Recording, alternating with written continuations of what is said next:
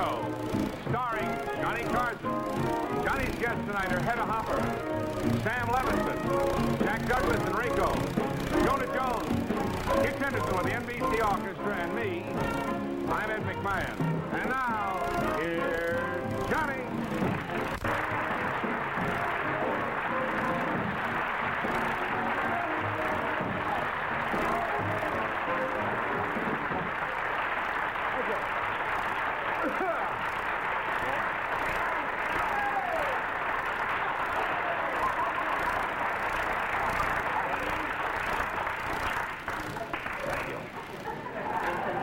And it's nice to be here entertaining. See, I've been on vacation the past couple of days, since Friday. I was supposed to be back last night. But over the weekend, I was in the Virgin Islands. And if you think I'm going to make a joke about that, you are nuts.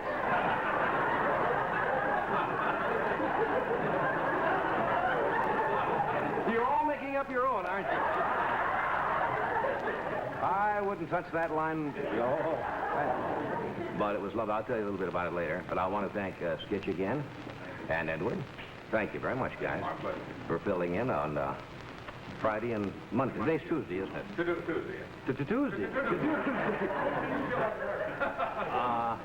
But I understand you did great. I didn't get a chance to see it, but I had a telegram today that said, I want to thank you for letting Skitch and Ed fill in on Friday and Monday because it did me a lot of good. Really? It was from Steve Allen. Oh.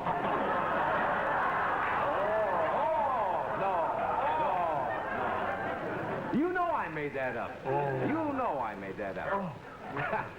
I'd like to welcome the out-of-towners here tonight. Everybody from out of town? Oh, Julie, I see. And also I'd like to welcome the members of the snow removal squad of New York who sneaked in here tonight. What a job that is. What a job that is. Removing snow. You know, last year they spent in New York $14 million to remove snow from the streets of New York. But Mayor Wagner today, our good, Mayor Wagner, he's right on top of things. He came out with a brand new method of getting the snow out of the streets of New York. You know what he did? He challenged New Jersey to a snowball fight. Well,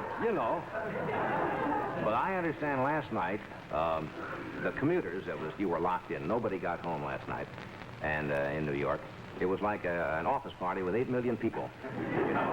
The Weather Bureau today had 3,000 calls from husbands thanking them for the blizzard. Yeah, I'd love to come home, dear, but it's just... right down for a little blast, and... I'm sorry I missed it, really. Snow is exciting. It really in New York because it's all right today now. People are moving around as usual. Skitch, I don't understand, almost didn't make the show last night. You were up in Vermont? Yeah. And came back and almost didn't make the show. So we'll have fun tonight. Snow affects people different. You know what I was doing this morning? What were you doing this morning? What? I said, what were you doing? Thank you for asking, sir. You won't believe this, but at 7 o'clock this morning, I was skin diving. Oh. Yes, in the Virgin Islands, St. Croix. Oh. Yeah. And I got on a plane this morning and got, as I said, I was supposed to be here last. I'll tell you more about it. It was a lot of fun. But snow affects people so wildly. A little old lady today, I just read this in the paper. Snow, they drive them, they go, wait. A little old lady walked into the Chase Manhattan. I've been off for a couple of days. Yes, it's Tuesday. Walked in and tried to hold up the Chase Manhattan Bank with a snowball. Really? Yes. She says, I got a snowball. Give me all your fives in a paper bag. Well, the teller panicked and he gave her the money. We got a lot of great people. It's a good night to get back. There's some great people on the show tonight. We have Jack Douglas, Bellevue's most famous outpatient, and his lovely little bride, Rico. She is a doll. Jack is the only husband I know in the country who has his pancakes in the morning stamped made in Japan. He's married to a Japanese girl. I probably should have said that first. He's married to a Japanese, because it didn't mean anything otherwise. We have Miss Hedda Hopper with us from Hollywood, and Hedda, of course, is famous, for these wild hats she has. Beautiful, but a little flaky. I stood out in the hall, with her for about 10 minutes before the show, before I found out I was talking to a potted palm. You don't believe anything I'm telling you, do you? And Jonah Jones is with us tonight, and the boys in the band are overwhelmed. They respect that guy. Not because he's a great trumpet player, because he has a new recipe for bourbon that they've been trying to run down for some time. Clark, I saw a friend of yours. Yeah. You know Vivian Hamilton? You know Vivian? Yeah, that's what I hear. She's the wife of the clarinetist with Duke Ellington. That's right. She said to say hello to you, and I wanted to say hello before I forgot it last night. So, we got a fine show. We'll send up hand warmers a little later.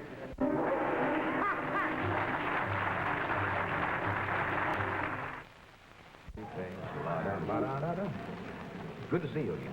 Happy to be here. Did you have fun? Very nice. Yeah, what's... Very happy you're back. Well, we're back to normal. What's happening tonight? I don't know. What do you mean? Well, you got mittens on? Doesn't everybody dress this way during the winter time? I did. What are you coming up with? Are you going to play the piano with mittens and tap dance at the same time? Is that it? You're putting me on. No, I thought it was a novelty act. And out in Bayonne, New Jersey, ladies and gentlemen, tap dancing and playing the piano with mittens. Oh, you're going to go? All right. All right, no, go. Shit.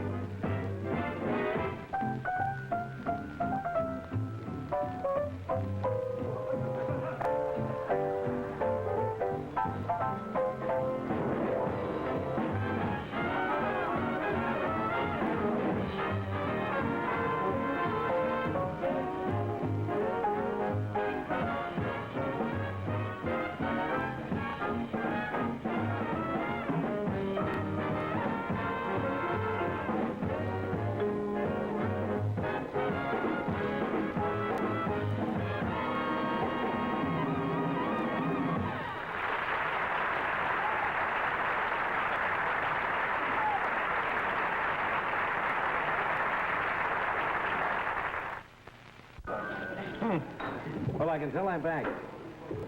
What a hokey number. Oh. Button up, you're over. Doctor, I've just never been able to wear a black dress since I've had this trouble.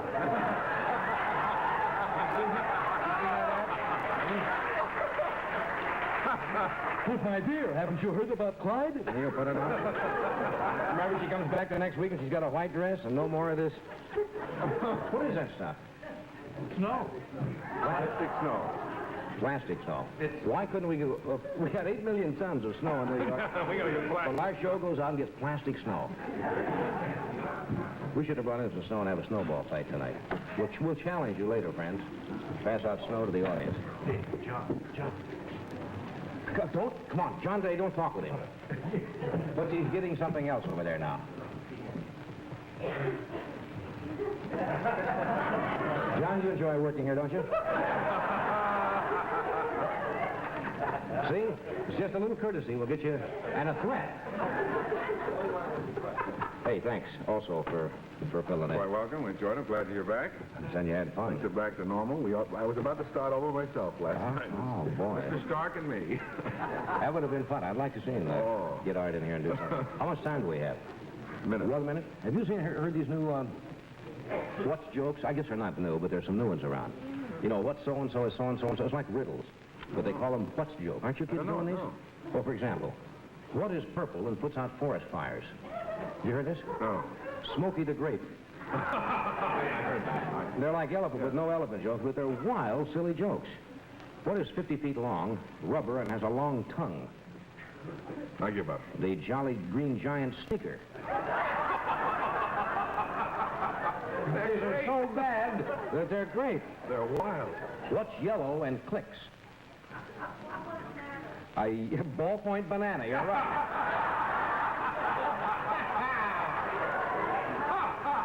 You know, we must get these linked. What's yellow and lies on its back? A dead school bus.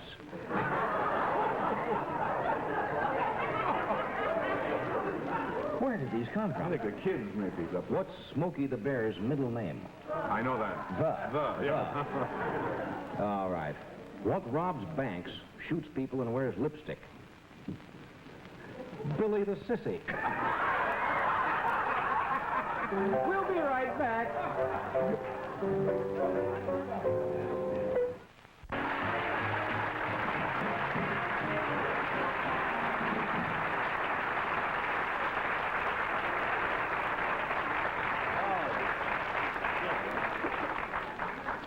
Hello? Skitch, you look a mess. Are you ready? Yes, We're going to play Stump the Band. Yeah. So you have some already? All right, we'll start from the front and work our way back. Does anybody have any more of those silly what jokes that we haven't heard? What's purple and conquered the world? Alexander the Great. The great. Alexander the Grape. You have to come easy with me tonight. You have a stumpy or do you have a stumpy? All right, who are you? You want to stand up? If you don't mind. Who are you? Nora Nevis, Where are you from? Manhattan. Manhattan. You get Riverside Drive? All right. You want me to write that down or something? Or maybe you're holding open house or something. You got a tough one? Well, I don't think Stitch heard this one. He's, a little before his time, maybe.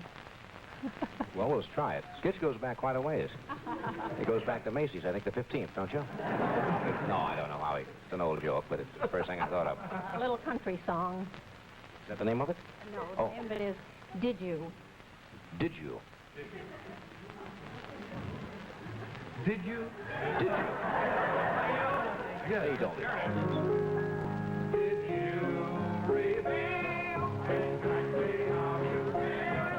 Did you? I knew you were going to do that, too. I just knew. No. Yes. How about did you? That's it. No. You're flaky as ever. How does that go? I'm not familiar with that either. Did you ever hear of anybody dying from kissing? Did you? Oh, I'm nervous. It sounds like it gets pretty racy. Hang on. Did you ever hear of anybody dying from kissing? Did you? Now I've often heard a pretty maiden sighing from missing a kiss or two. So if you get a kiss, don't begin to think. You may think a kiss is gonna kill you, but it ain't. Yeah! Very good.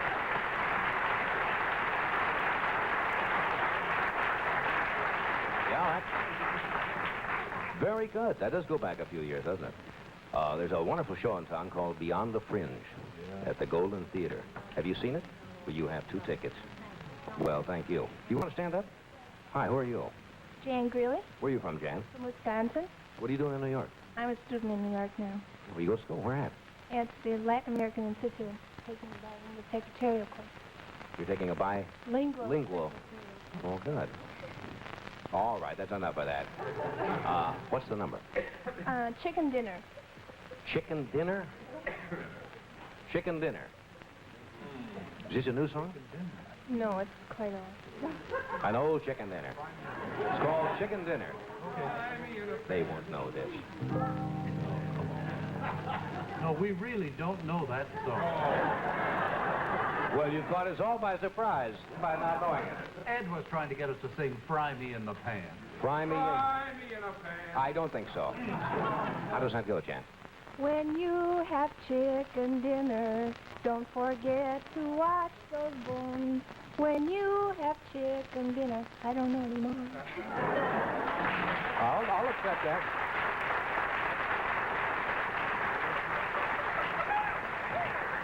Here's an album of Skitch Henderson and his chicken leftovers. Playing. You have a what's it joke? All right. What's purple and has bucket seats? What's purple and has bucket seats? A sports grape. A sports grape. Sit down, please. A sports grape. We got. All right, I'll try another gal here. You want to stand up? Who are you? I'm Carol Lang Where are you from, Carol? from Fond du Lac, Wisconsin. Are you together, are you? We graduated from college together. You did. What'd you major in? Education. I'm teaching in Mount Vernon now. Kindergarten. Hey, kindergarten. Oh, boy. Madhouse. What's the number? Bring that sinner home. You're teaching kindergarten. Must be swinging. Is this a progressive school you got? All right, children, let's all sing Bring That Sinner Home. Must be a great class. Okay. Bring that sinner home. Mel has it. Mel has it. All right, Mel. Mel and Clark. Here we go. Bring that sinner home. Worked so hard he could not stand. Bring that sinner home.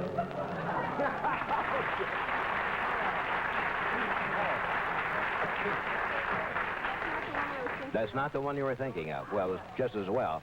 I don't want to think of that either. How does yours go? Bring that sinner home. Mine goes, Gabriel done say to the Lord, there am one sinner left.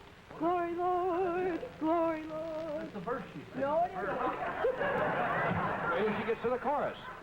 Well, that comes quite a bit later. How long a verse is this? That's a pretty long verse. That's the verse. Ask that one sinner to repent. Oh, Lord, that sinner, I'm sorry now. Glory, Lord, ask that one sinner to... You don't teach these children music, do you? Okay. Hey, that's very good, though. All right. Oh. Beyond the fringe, the Golden Theater. There is a sinner. Somebody else? You have a what? Oh, you want to, Yeah, you look like a skier. Well, I'm just for the weather. Well, that's good. Who are you? Sally Spitzer, Where are you from, Sally? D.C. What are you doing in New York? We're honeymooning. After 3 years of marriage, my husband and I are taking our honeymoon. After 3 years, it's a long wait, isn't it? We decided we finally needed a break. And 2 children? I think that's real sweet. You probably couldn't afford to take it when you got married or something, and you saved up the money now. Are you having fun on your honeymoon? Wonderful time. Oh, good. It's nice weather for honeymoon. Snowed in and all. What's the number? Auntie Skinner's chicken dinner. Another chick? That's what I said. I have another chicken dinner. Auntie Skinner's chicken dinner. Yes, we know, but the client here. Andy Skinner. No.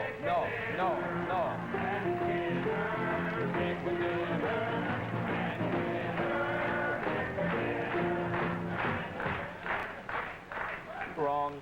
They seem to think that's not it. That's not it, huh? The flip side, in case he wants to know, is the little old Ford that rambled right along. Maybe he knows that one. What? The little old Ford that is on the flip side. It's a collector's item. As soon as we find the collector, we'll get it. There's only one person who collected that, and I think you're it. How does that go? Which one, Andy? Well, I don't know. I don't even care now. I'll take either one. Come along to Andy Skinner's chicken dinner. Da-da-da-da-da-da-da-da. I don't know the rest of the words. Come along to Andy Skinner. What is that? Kind of a song is that? Well, that's for you. And have a happy second honeymoon. Or is this a first honeymoon? Well, first one. Do I have to do something here? Come along to Andy Skinner. Hold on.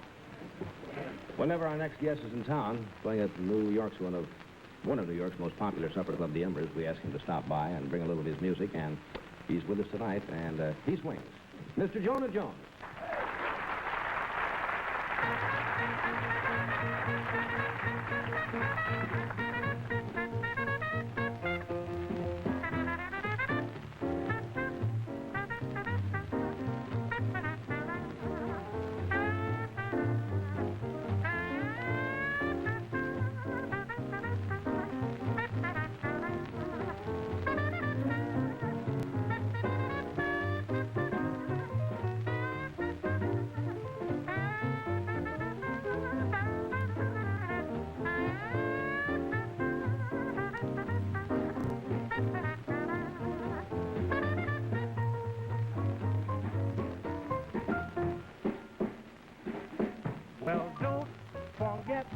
that Monday day that you promised me last Tuesday. I have found a cozy place where we can meet at noonday. I'll be waiting, no hesitation, 'cause I found a place just for mating. Yes, Mama, don't forget that Monday day that you promised me last Tuesday.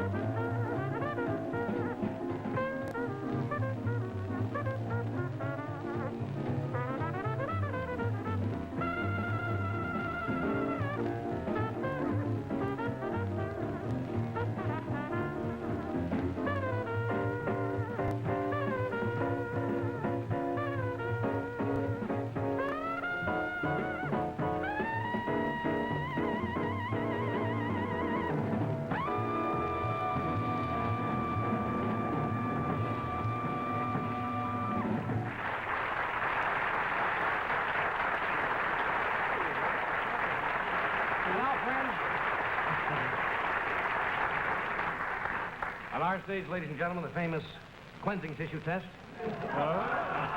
Places hold the bell. Would you hold the trumpet up there, please? I want you to hit your highest note. There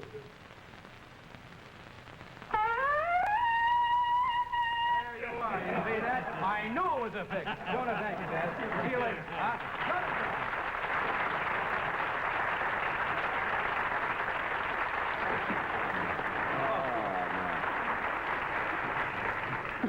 That's great.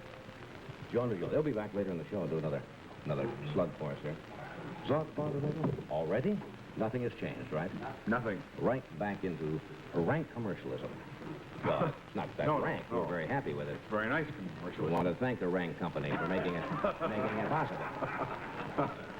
I forgot to mention 11:30. I thank the early stations, but I want to thank you and Skitch for filling in on Friday and Monday. Last night, thank you. Because I saw both of you, and you really do some wonderful work. And I think you're a lot of trouble, yes. I was down on the Virgin Islands at St. Croix, which is one of the Virgin Islands. I had never been there. And gee, it's delightful down there. And to come back to this is such a change. I was thinking, I was out there this morning at about 7 o'clock on the beach, and we got a plane at noon. It's only 3 hours. And gee, it's nice down there. Just get away from it. Seems like you're gone for 2 weeks.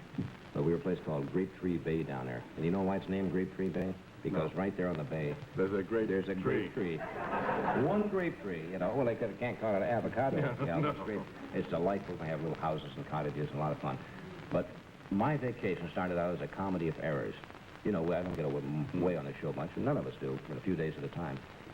So I got on the plane Friday, my wife and I, Joanne, and started off to the Virgin Islands. And I'm sitting on the plane, and I start doing, I thought I had a little eyelash or something in my eye. And all the way there, I'm like this. You know, you feel, and I tried all the little tricks you're supposed to do by rolling it up, you know, and rinsing it out. And you're still like this. And it really started to irritate me. So we landed, we went to St. Croix. And finally, I didn't know what to do. It was really bugging me. And so the guy at the hotel called the doctor. And luckily, they had an ophthalmologist on the island. I'm a regular eye doctor. And he came over and he said, you have a piece of metal. First time in 38 years, I found out quite a few people have had this happen. It was a little piece of rust from some kind of metal embedded in the eyeball. Gee. And I had to go in, and this guy, you know, they anesthetize the thing, and then they come in with little instruments, and you do all of this. And so for instance, from Friday till Sunday afternoon at 4 o'clock, I didn't see. They had he said, the only way you can get rid of this, I mean, is to because it was irritated so badly after they took it out, was to blindfold me. So I had complete rest. So I sat down there from Saturday till Sunday afternoon at 4 and didn't see a thing. And I'd say, how's the weather? She'd say, beautiful. I'm coming into breakfast, you know, and I can hear the surf. And oh, it was wild. I could have told you a lot about that because many mornings your eyes have looked rusty to me. Yes, well, that was a far different cause than this. But luckily it turned out all right. The eye is a very, very delicate. Look, you know, it's still a little, well, the lights here it's still a little light sensitive, so if I blink a little tonight, I don't think I'm flirting or anything. But all right. Luckily he was a good doctor. He got it out. But what a way to start a vacation for 2 days. But I did get some skin diving in, and it was nice. I got my back burned. You know, I have to come back with a little sunburn. But it's a nice place down there. But they're really coming thick and fast, aren't they? Now I want to welcome the Thick and Fast Company. I'm going to introduce Jack Douglas, and Jack is always a little tough to introduce. I'll give you an idea of the kind of guy Jack Douglas is. First of all, he's a fine writer, comedy writer. This is a column he had in one of the papers. I don't even know what it's from. And here's the opening line. This morning while I was getting ready for bed, I suddenly started thinking of the old days on Staten Island where I was born. I started to wonder whatever happened to those people. You know, my mother and father. That's one line at random. And here's another line. He just rambles. He's talking about everything. And he says, while I think of it, don't send any more money to the Navajo Indians. They're not buying sheep at all. They're buying arms. Last week, we lost 3 Greyhound buses in Arizona and 2 in Utah. The poor passengers thought it was a rest stop until they all wound up looking like Yul Brynner. You see?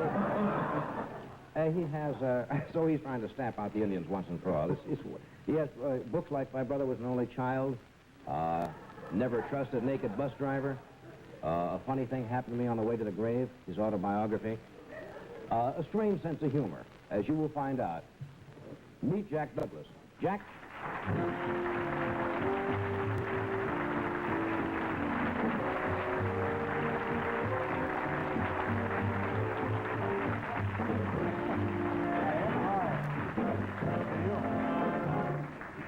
Thank you. How are you? I'm fine. You don't get to hear my introductions, do you? Because you're... No, you were reading from a clipping or something. I was reading one of that nutty article you wrote for Variety some time back. Oh. Where you ramble along, singing a song, talking about this and that. Yeah. I got back from vacation. I didn't have a chance to see you. I know you did. The Virgin Islands. Huh? I was in diving. You were on vacation, but I haven't seen you since you got back. Well, I wasn't exactly on vacation. I was in Puerto Rico. I was an exchange welfare case.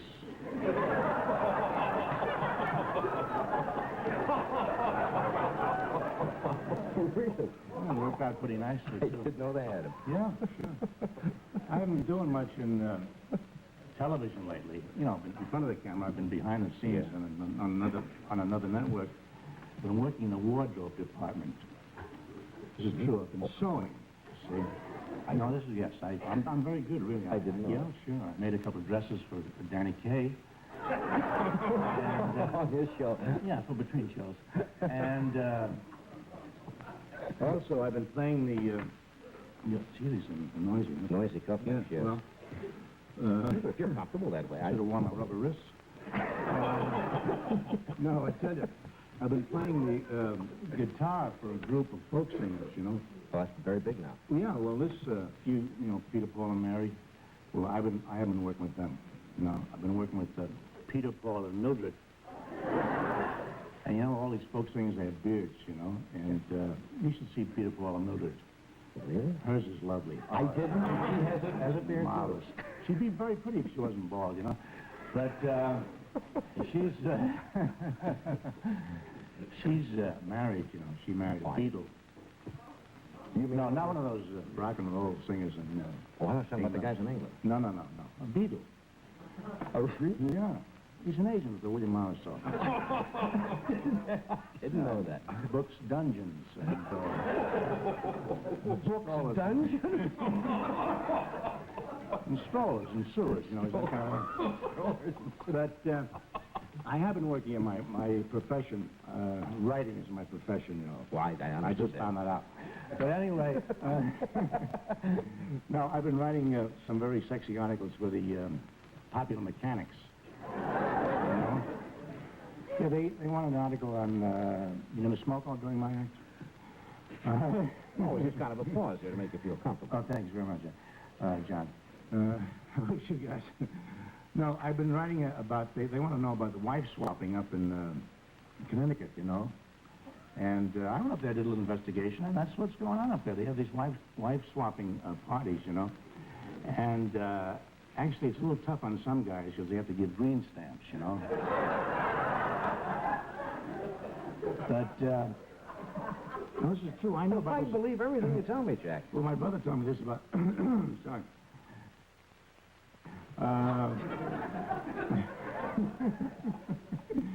My brother told me about this a long time ago. He was in New Haven, you know. He graduated from Yale this last spring. And he told me about this. He's a bartender up in Buffalo now, you know. Well, he thought he'd start at the top. You're not going to fool around with that, huh? But actually, he was very popular at Yale, you know. I'm still talking about my brother. Yes. Well, he was voted the one most likely to be found dead in a motel. Alone. But I don't think that's going to happen because he just got married. You know? He did? Yeah, married a girl. Very conservative. Well, what is this? We have to go away for a few seconds? I may go away from... No, just stay right here. We got...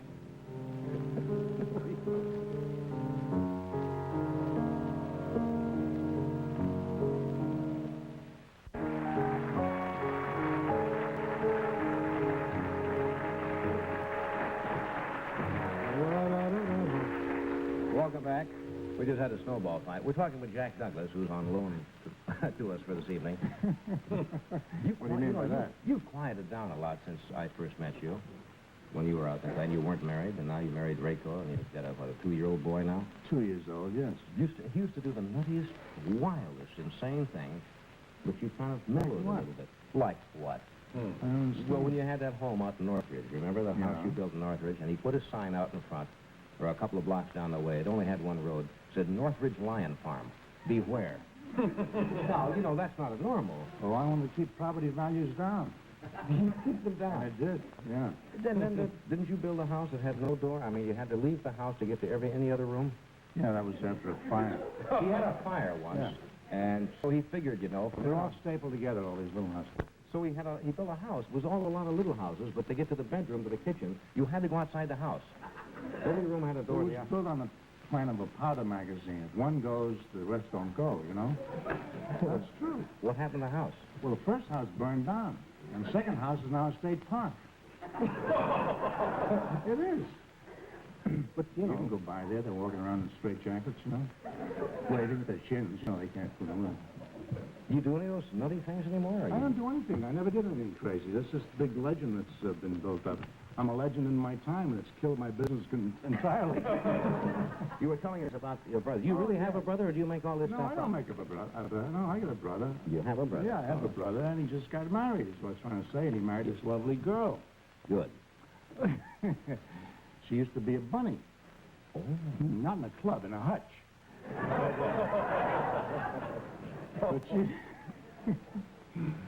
But she's a little, I wouldn't say she was too bright, you know. No, when I say she's not too bright, she has to read the instructions on a jar of Arid. Before she knows what... Before she cooks it. Well, she's not too bright. Yeah, well, you know, those spreads they give at cocktail parties, you know. You give a jar of Arid and a piece of... Melba toast or something. Melba toast. What's other stuff? Zweiback. Chips. Zweiback. I miss $5 a year. Yeah, for sure, Philly. No, they've got the opium-flavored Zweiback now. Keeps your child quiet for hours. And days. Yeah. And a week. So, what else can we talk about tonight? Well, did you know, I just read something very interesting in the paper about Dick Gregory. Yeah, I know that. You know that Dick Gregory is the only Negro in show business that's not Jewish? That's true. That's true. He's Italian. You're insane. No. I hope that doesn't offend anybody. No. No, I mean, I wouldn't do anything to hurt any majority.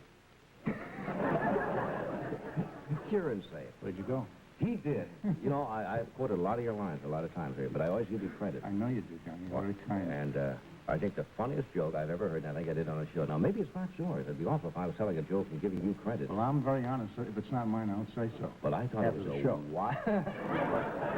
Was this the one about your uncle who was brought up for burning down the hotel because they said he was smoking in bed? Does that premise sound familiar? And he got off from the judge because he told the judge that the bed was on fire when he got into it? Is that yours? No. That's not yours? No. No, I always give you credit. I wish it were. Thank you very much. Where did I hear that joke? Might be yours. Why couldn't we... Yeah. Why couldn't we have booked the guy who wrote that joke? Scream. No, I thought that was yours. Oh, you did. It's a funny joke, it really is. You just finished a book, didn't you? I finished a book called The Adventures of Huckleberry Hashimoto. Your son. It's about our son, yeah. Somebody called him Huckleberry Hashimoto. His name was Bobby, but... Is it the Huckleberry Hashimoto? You're not going to let that boy grow up with that, are you now? No. We call him Bobby. Will he ever live that down? No, if the kids find out that he was called Huckleberry Hashimoto, you know. Well, I don't know. Maybe the book won't be so popular. Did you just finish it? Is it funny? Oh, it's very funny. Yeah, it really is. It's all about a trip we took, you know. Yeah, you got back from Japan. To What asked you about Japan, that? Tahiti, Honolulu. Places like that. Went back home and met Reiko's folks and so on? Yeah. I want to hear about it. Where's Yeah. Reiko's going to come out in a minute. I'll Yeah. ask her about the trip. Can I do this first? Now, if you haven't met her before, I would like you to meet Jack's charming wife, Reiko. Reiko, come in now.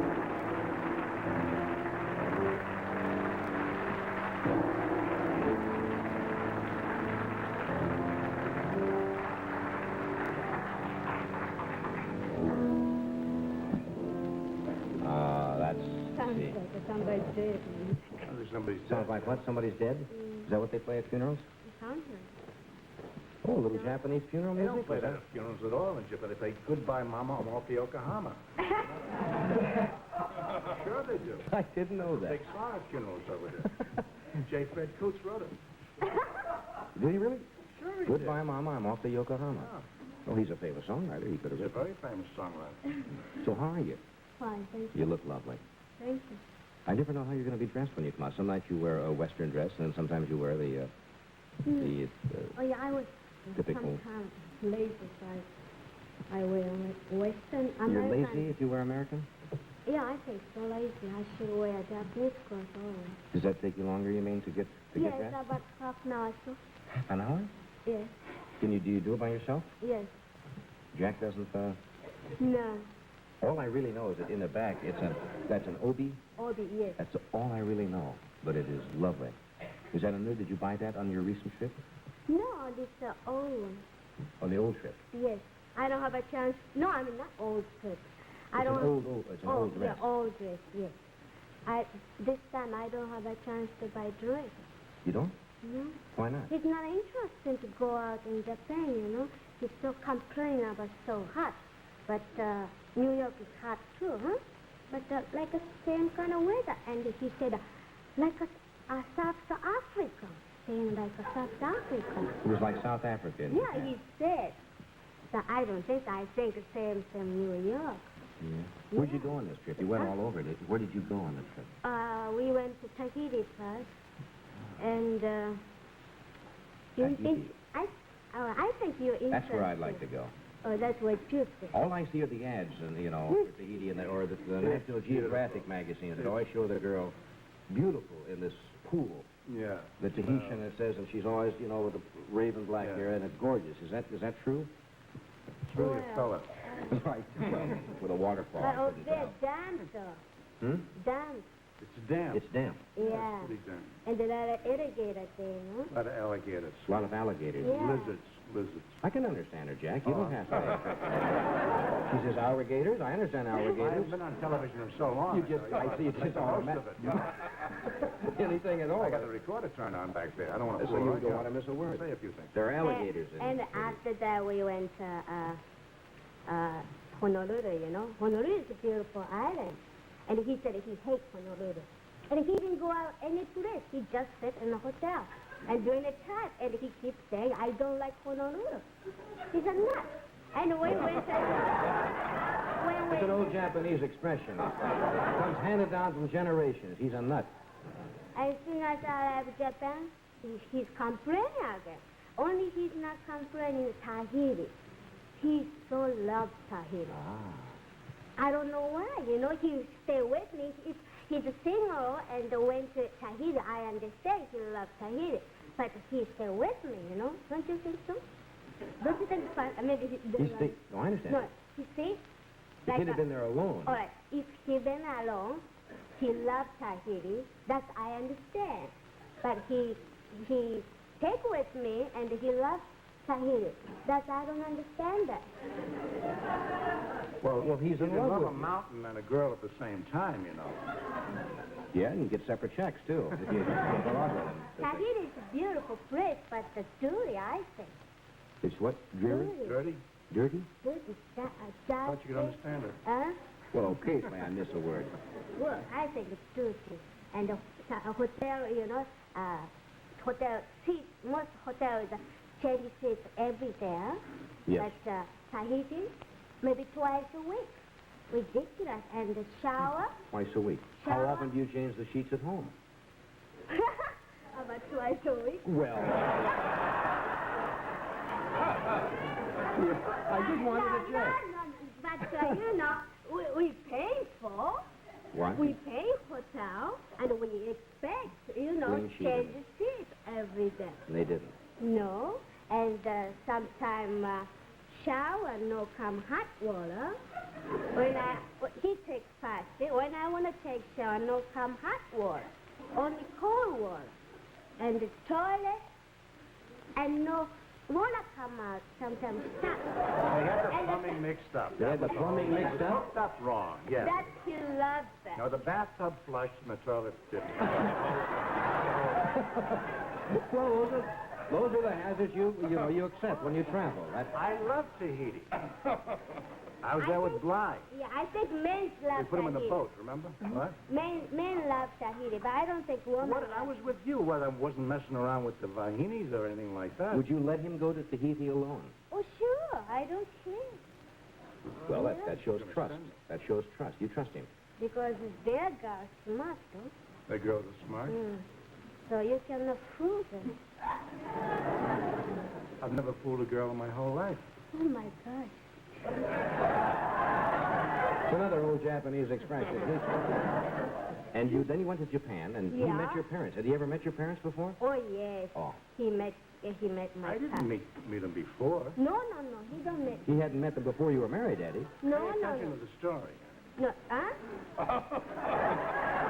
No. When you get off the airplane, and father and mother and my brother and two sisters was there. So I said, that was the mother and the father and so and so. And he's not excited. He's relaxing and meet and full of a son. And mother cry. He kissed the mother here. Well, that would make your mother cry. And the mother cry. It'd make me cry, I'll tell you. Oh, yeah? Yeah. No, I was just teasing. Oh, I see. But he kissed your mother. Yeah, he kissed the mother. And we went to Imperial Hotel in Japan. And he started complaining. I said, I'm going to take you out. He said, it's so hot. I don't want to go out. And, I guess I didn't go on the trip at all, huh? well, He wouldn't go out in Japan? and I said, that got a beautiful girl in Tokyo, and I want to show you. And I took him some nightclub. He said, I never saw any beautiful girl. I don't know what kind of, you think beautiful girl. We have Really beautiful girls there, you know, right now, because they got a plastic job operation, you know, and then they make fake big eyes and high nose, take a lot of meat, you know, Oriental people fat face, you see, and they make narrow and they take a lot of meat. And, you know, they fake stuff, and it looks like a really beautiful girl, you know, and he's thinking not beautiful. Just excuse me 1 second.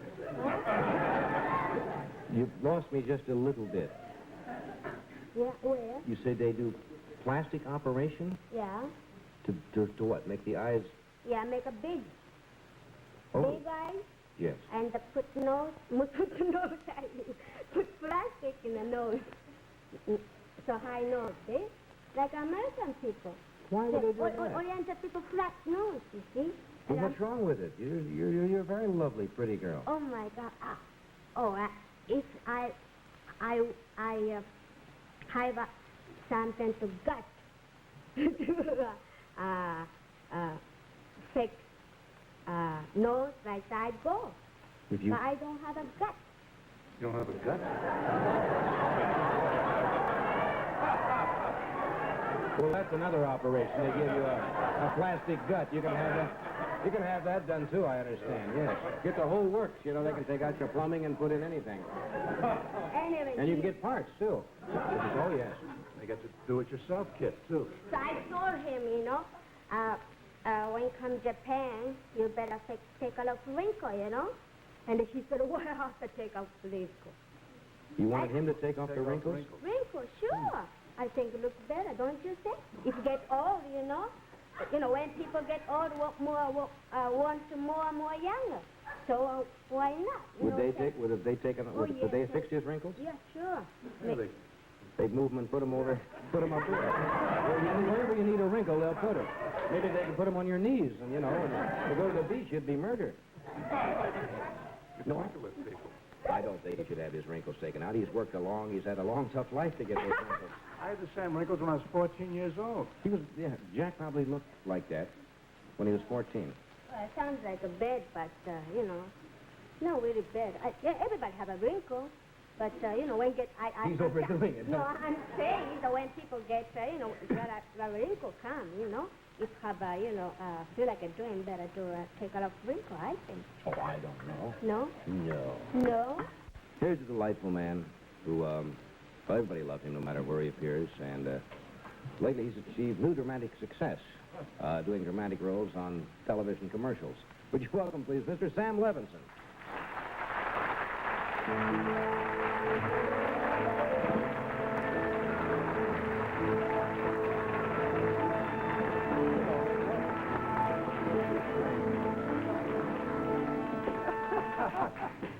That sounds like the Philharmonic. The maestro is at the podium. Those of you who didn't see the show last time Sam was here, he took out the violin and went over and played with... We had, I think, 10 violinists get you added to the orchestra that night. I was observing how American Reiko has become. I remember when she first appeared on TV with Jack, she didn't say a word. Yes. Remember how timid she was? And tonight she was telling you. Sure. They learned very fast. When I first met her, you were working, I think, at the Blue Angel in New York, and you had just been married, and I would say, everything you say, she just smiled. You'd say hello, she said, uh-huh. Everything was just fine, no matter what you'd say. That's a safe way, Safe way, just smile. I don't know how she ever learned English. Coming from it must be terribly sounds different. you just never learn. No matter how long you're going to live, and I hope you live a long time. Certain sounds, by the SH, she hasn't said one tonight. The seat, the fix, changing the seats. Well, they apparently don't say shoot that word. They don't. And you still get along without it. So I guess so. I understand it perfectly. So how you been? Fine. You're nice lovely. to be here again. I had a lot of fun last time. Skitch and I played, and I took my violin out of the mothballs. We had a lot of fun. Hey, I was going to ask you something the last time you were on the show. We didn't get around to it because we had such a grand time with the music. But a lot of times, practically 7, I guess I'd be right in percentage saying that 9 out of 10 comedians or people who do humor always have in their act someplace, and I've heard you talk about it, talking about their childhood and the poverty. Yes. I guess it just must be that anybody who dealt in humor must have been poor. But somebody saying I was on the Lower East Side and I was poor. Now, were you really poor? Oh yeah, we were poor, but I was not a miserable child. I wanted to be clearly understood. I didn't know I was underprivileged, and nobody told me, so I just went around enjoying myself. That's the difference. You don't have to be miserable necessarily if you're poor. Though poverty is no. My mother used to say, I'm sure Jack knows, he's a little poverty. Poverty is, it's no disgrace, but it's no pleasure either, You can learn to get along without it if you have to, So I was a happy child because I didn't have money. It was the only thing I didn't have. We had a nice family, had good parents, we had books and music and culture and relatives and living people all around me, and I just had a lot of fun. And as the boys sit around now, I'm the baby, I'm the kid brother, and we still reminisce about the wonderful times we had. And there were some delightful things which normally go to a psychiatrist with. like these traumas, these great tragedies. My brother and I went. We wanted to see the world. You know, we never got off the block. This was kind of a small ghetto. So we delivered chickens, and we delivered orders, and we carried bundles for ladies, you know.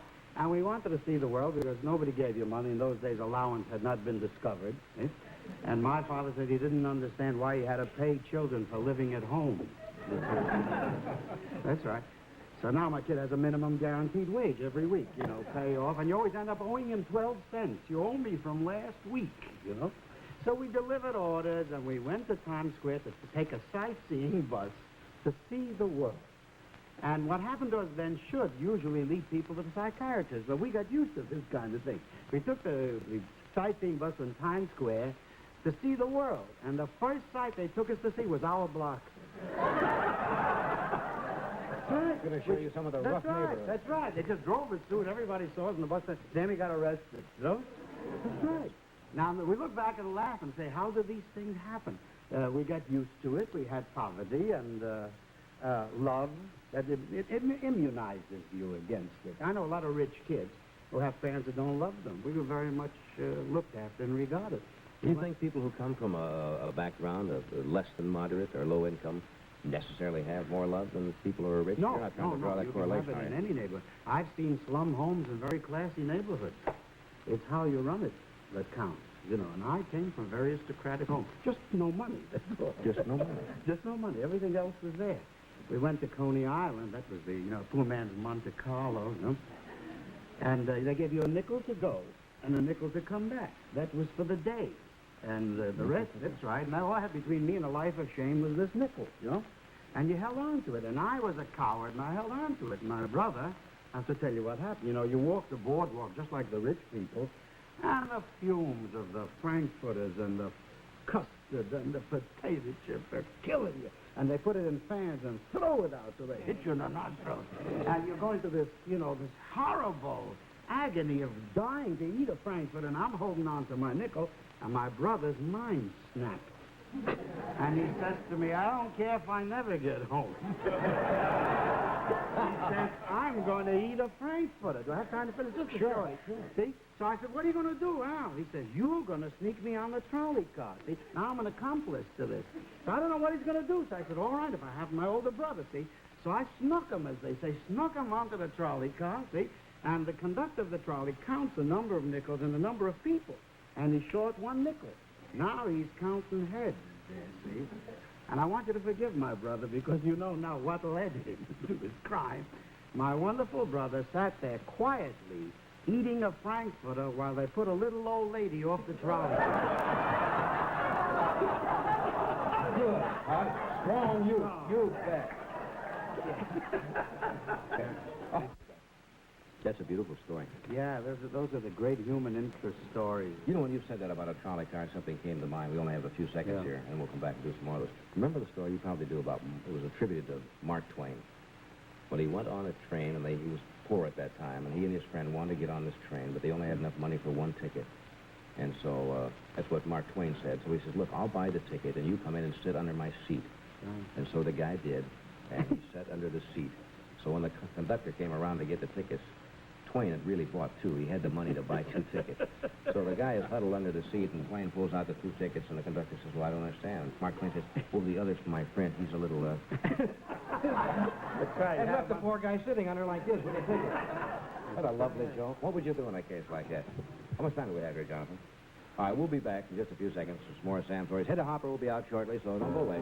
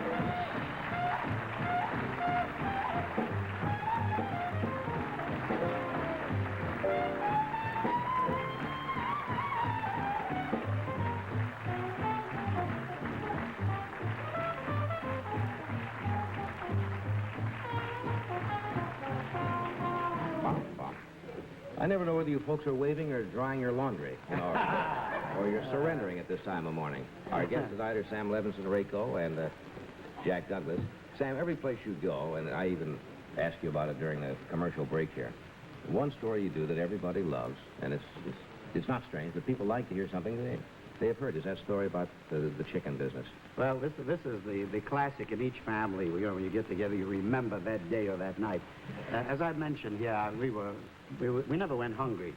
My mother had one of those magic pots. You remember those kind of housewives? Not a pressure cooker. My mother was not interested in cremating chickens. You know? She had time, and she used to cook slowly. And she had a magic pot. No matter how many people dropped in, stick in her hand, and out came chicken legs. Chicken legs, chicken legs. No chicken, just chicken legs, chicken legs.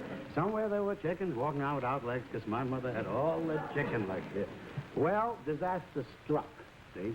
She got caught once. You know, Uncle Louie, Aunt Lena, and the 8 kids happened to be in the neighborhood coming through Connecticut or something.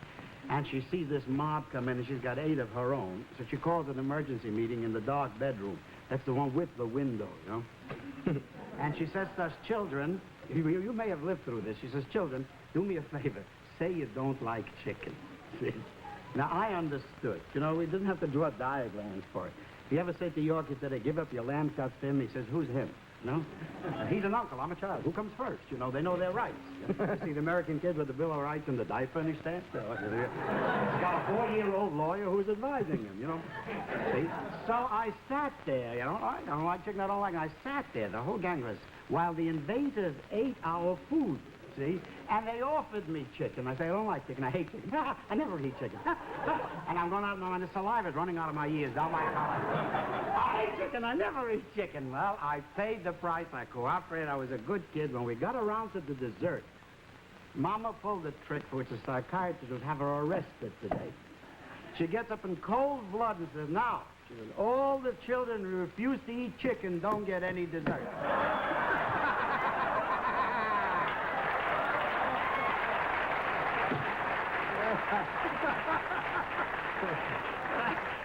Isn't that a groan? You get a groan. Boy. Your mother must have been a pretty smart woman. And we forgave her because we understood. We understood. Pretty smart psychology, though. We knew. You have time for one quickie when Papa lost his mind. My father didn't have any money to spend, but he must have either found a wallet or got a raise or something happened. He took a batch of us to Coney. Go ahead, live. And, you know, we wanted you. Said, Pa, can you afford this? Potatoes? Go ahead, you know, don't worry. Can you afford it? And we went around affording this and affording that. Well, we've been to potato chips and all the stuff you need, the fuzzy candy and the marshmallows and the works. You found my brother Bill comes over with that look in his face, which every parent knows, and he looks up to Pop and says, Pop, he says, if you think you can afford it, I'd like to throw up.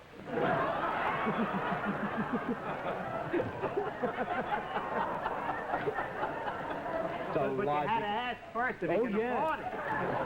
That's right, because you don't throw the stuff away.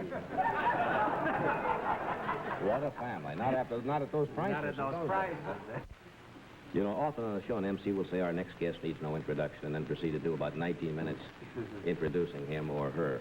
In this case, I don't think I need it. Would you welcome, please, Miss Hedda Hopper.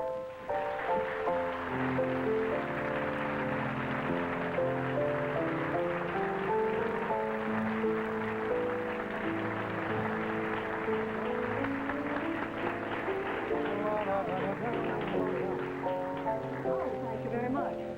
Oh, I thought I'd never get on. You think you're about ready to give us up? But it was wonderful, dear. You know, I get a little nervous before I come on a television show. You do? And I thought, well, now, I think I'll say a little prayer. And then I thought, gee whiz, I can't do that. That's a federal rap.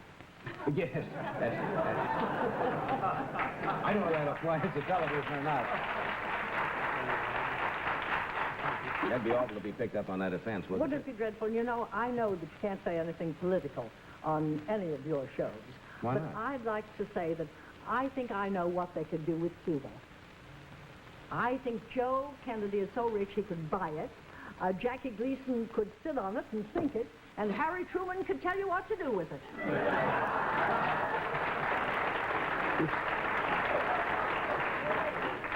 We'll probably have a cable from Cuba tomorrow and want equal time on that, but maybe that would...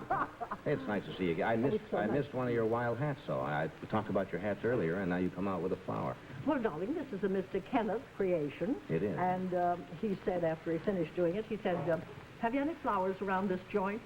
Joint. Yeah. The Waldorf Tower. And I said, well, yes, go in the other room, pick a few. And he took these. They're tiger lilies. Are they real? And fresh. Oh, yes, feel. Well, I wouldn't know a real tiger lily from a... I haven't, you know, I'm not up to feeling tiger lilies lately. No, he was... I wouldn't know. I think tiger lilies are the nicest here. Mr. Kenneth, like he's pretty don't high you? class, isn't he, Mr. Kenneth? I think they are, too. Yes, Mr. Kenneth did the whole thing. He looks very I'm nice. so glad to see you again. I'm so glad to see you, Sam, and all of you. You're wonderful. When am I going to see your brothers again? You know, he has the most wonderful brothers. Have you heard about the brothers? I've heard about his whole family. I've never met his brothers. Oh, darling, he has 6 brothers and a sister, and they all play instruments and play beautifully. One is a doctor and a lawyer, and they're perfectly wonderful. I saw them on... Gary Moore. No, I've got Gary a Moore. secret. I've got a secret. Should we get a package booking some night? I mean, you know, book the whole Well, class? of course, we'd have a marvelous show if you had to. I believe it. Not that you haven't got marvelous shows all the time, but it was one of the most enchanting things I've ever seen, and I haven't seen it since. And No, they were only on once. We gathered all our brothers together, and they took out all the instruments they played as kids, and we reformed the old orchestra and gave a concert. It was delightful. It was perfectly. You want to talk about me for a while? I mean, I want to talk about you. I mean, you go on his show, you can talk about him, but you haven't said a nice thing about me yet. No, I think it's wonderful. What are you doing back here? About I mean, your isn't this- eye. Did that really happen? That Did really about happened, your yeah. eye? It's all right. Luckily, I had a doctor there, but... Well, for heaven's sake. It's fine. You know, Bob Hope has been having a great I know deal he of has. trouble with his eye, and I begged him not to go overseas because I was terribly worried about him. I've been on 4 of those trips I know with you him. have. And he came back and called me the day after he came back, and he said, you know, Hedda, I feel 200% better than when I left. Well, Bob has to work that way. He just Well, has he to. has to, but he said, when those boys throw their hearts at you, it's just wonderful. Isn't that a lovely Jack has worked for Bob. He knows. Bob must go like... Bob would probably be out doing a... I threw my heart at him. Doing it. Did you throw your heart at Bob? I threw mine at him a long time ago. Oh, he's a wonderful man. He's a wonderful guy. He really is. Oh, wonderful. But he did. He felt 200% better Sure. after he came home. Yeah, but Johnny's right. He really has to go. Oh, he he has doesn't to. want to stay home. Oh, he wouldn't stay home. No, if he crawled on his hands and knees, he'd go.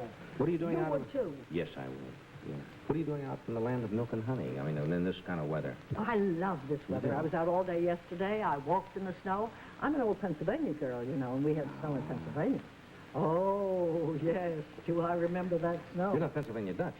Partly. Partly I'm a Pennsylvania? little bit of mixture of everything, dear. I'm just what you call a mongrel. But, oh, it was cold yesterday, but I loved every minute of it. It's nice for a change, okay? It was wonderful. You missed it. Yeah. I don't Weren't like you this. glad? I kind of was yesterday. We're No, coming but up to California next month. Oh, good. We'll Maybe be I'll out there. see you out there. We'll be out there for 2 weeks. No, well, come out there and I'll let you ride in the new car. Oh, I know. Then you'll want to go to Mulholland Drive and Neck and... You accept a ride from these Hollywood girls, and before you know it, you're out on Sepulveda Boulevard. You know up there. I'll take you up there. Take me around. You see, I have young blood, but it's in an old container. But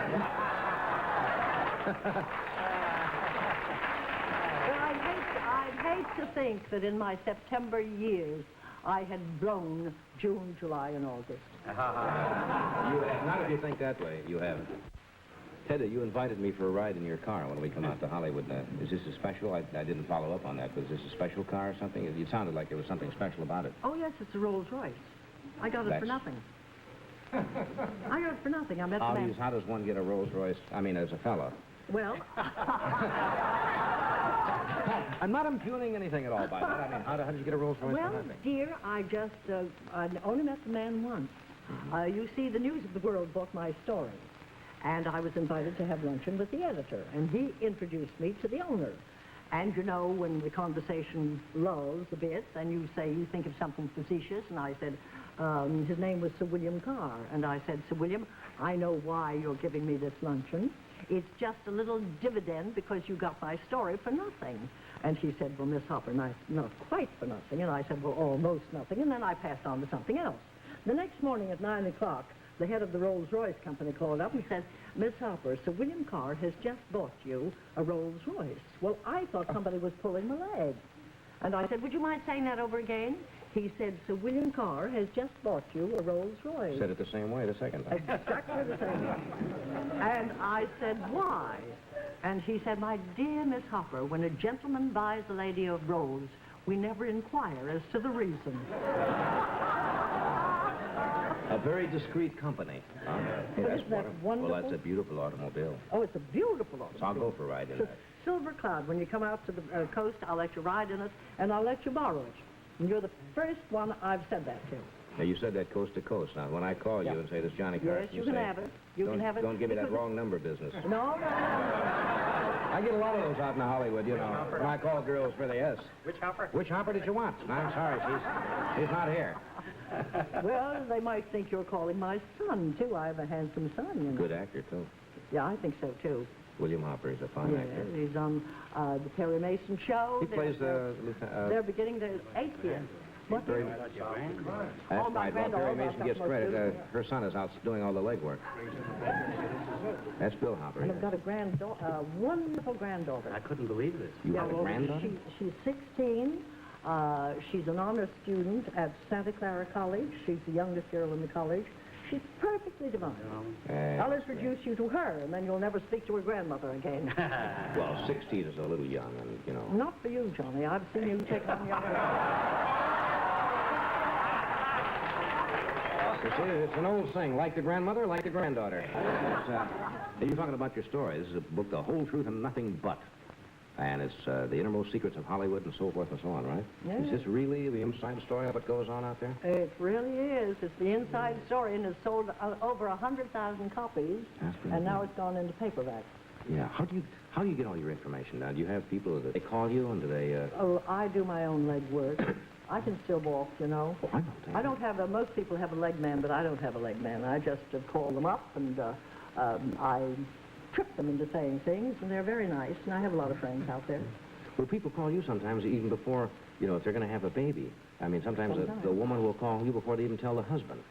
That's right. Well, you know, they used to call Miss Parsons, you know. Llewellyn and I haven't always been the greatest friends in the world. I've heard that, yes. Yes. We've had feuds once in a while. And when she heard that I was writing a book, she called me.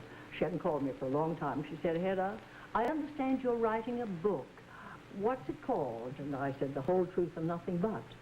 And she said, oh, dear, that's what I'm afraid of. And then I said, well, how do you feel? She hadn't been feeling very well, and I felt very sorry for her. And she said, oh, I feel awful. I think I'm going to die. And I said, oh, don't be silly. You'll outlive us all. And she said, yes, I think I'm going to die. And then there was a long pause, and she said, Hedda, wouldn't it be wonderful if we died together?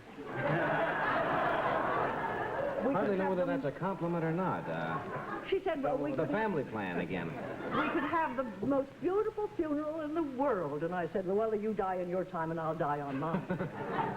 You both have pretty remarkable careers. I don't know. Well, you see, she was very well established before I ever got in on this racket. I didn't know what a tough racket it was when I got into it. I thought it was going to be, you know, simple. I'd never written anything but a letter in my life, can't spell, and still can't spell. And people said, well, you must have had a wonderful education to be able to write a column. I never got to high school. You didn't? No, never made it. But I made the column. Yeah, you sure did. Hey, weren't you once called the most feared woman in Hollywood? Wasn't that Oh, yes, that's what they say about me in England, dear. But it's not true. I like to think I'm the most beloved woman in Hollywood. And I nauseate myself when I say that. Why would they say you're did they feel that you could really hurt their career or help their career? Or? No. You know, a lot of people can't stand the truth, Johnny. You know that. Yeah. And you tell the truth, and they don't like it. And the first 8 weeks that I wrote the column, I was the kindest thing that ever walked down the turnpike. I said only the sweet things. And Mr. Louis B. Mayer's assistant, Miss Ida Coverman, said, now, Hedda, they're laughing at you. And you can't allow that to happen. Now lower the boom and begin to tell the truth about them. Mm-hmm. And I did, and the telephone never stopped ringing, and they said, well, how can you say a thing like that? I said, because it's true. Yes, but you were my friend. I said, yes, put that in the past tense. If you want me to print something about you, you give me a good story. Otherwise, I'll tell what I know, because that's what I have to do. So how do you find these things out? That's what I'm interested in. You know? Well, I'm a snooper at heart. Well, I mean, you don't go around peering in windows. I mean, No, Hollywood or anything I like don't that. know. That No, type you of- see, I know all of them. I've been there for so long that I know them all. Maybe they trust me, mostly. Of course, the young ones don't know me, so I get on better with the young ones. Well, can you fill us in? Have you got anything, you know, that's coming up? A lot of people like to know what's going on out there, and I don't follow too close, you know. Oh, well, have you noticed the titles of our pictures lately? Some of them. Well, you see, there's Pillow Talk, Not Tonight, Henry, Who's Sleeping in My Bed, Move Over, Darling. Sometimes I wonder if the producers are producing the pictures of the Murphy Bed people. You know, what do you think about all that? This emphasis or partial sex bedroom drama that they play with so-called emphasis on comedy, but with those kind of titles and... Well, I think it's too bad because I think you can have clean comedies without that, and you don't have to put a sexy title on it. I don't know. I think I'm so bored with pictures of sin, sadism, and all of that. I like wonderful pictures. Now, the most wonderful picture this year is Tom Jones. Have you seen it? I have, and it's excellent. I've seen it 3 times. I think it's going to sweep the board at Oscar time. It is a funny picture. Oh, it's and yet, terrible. within that picture, it is not sexy per se. No. But there's a lot of, let us say, hanky-panky going on. Oh, it's a little stronger than hanky-panky. Yeah. But the way in which it is handled so honestly and so out in the open that they're not sneaking about it and No. trying to be coy about it. It's lusty, and it's back in, I guess, 17th century England. Oh, yeah. And this is the way they live, and they play it honestly, and it's amusing, and at the same time, it's a lusty thing, but it's not that little, aren't we being cute? No. In the bedroom type of stuff, you know, and they drop these little jokes, and everybody snickers and says, isn't that cute? That stuff I don't go for, but this is a great picture. And that Albert Finney I was is just a sorry fine I actor. wasn't born in that century, dear. I was kind of hoping, yes.